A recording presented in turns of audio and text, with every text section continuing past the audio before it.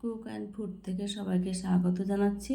আশা করি যে যেখান থেকে ভিডিওটি দেখছেন সবাই ভালো আছেন ও সুস্থ আছেন। আজকে আপনাদের চিংড়ি মাছ দিয়ে পাকোড়া করে দেখাবো খুব সহজভাবে।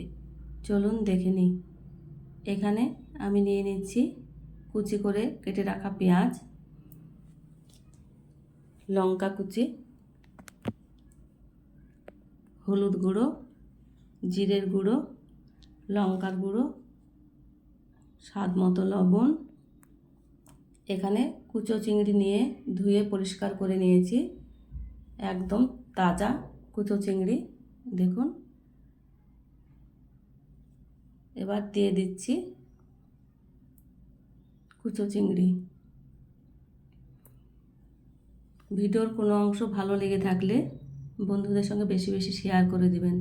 এখানে 2 চামচ বেসন দিয়ে দিলাম, 2 চামচ আতপ চালের গুঁড়ো দিয়ে দিলাম, যাতে এই পাকোড়াটা ক্রাঞ্চি হয়, ক্রাঞ্চি ও মুচমুচে হবে। সব কিছু ভালোভাবে মিশিয়ে নিচ্ছি। ভালোভাবে মিশিয়ে নেওয়া হয়ে গেছে।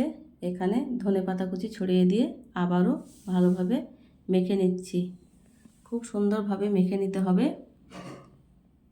এই চিংড়ি দিয়ে পাকোড়া যদি একবার খেয়ে দেখেন অন্য কোনো পাকোড়া খেতে ইচ্ছে করবে না, এতটাই মজার হয়েছে।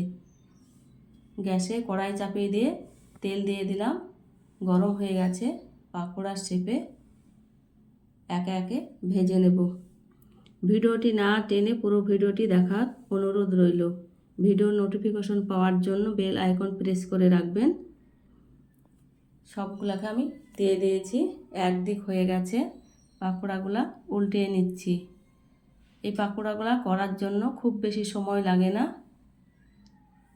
চিংড়ি পরিষ্কার করে রাখা থাকলেই ঝটপট এই পাকোড়া তৈরি করা হয়ে যায়।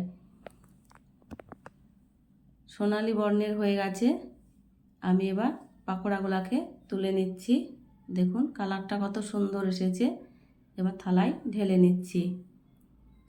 বাকিগুলো একই রকমভাবে দিয়ে নেড়ে চেড়ে ভেজে নেব। আপনারা অনেকেই এই রেসিপিটি করতে পারেন, কিন্তু আমি যেভাবে করেছি সেটাই আপনাদের করে দেখালাম। আবারও তুলে নিয়েছি। আমার সবগুলা ভেজে নেওয়া হয়ে গেছে।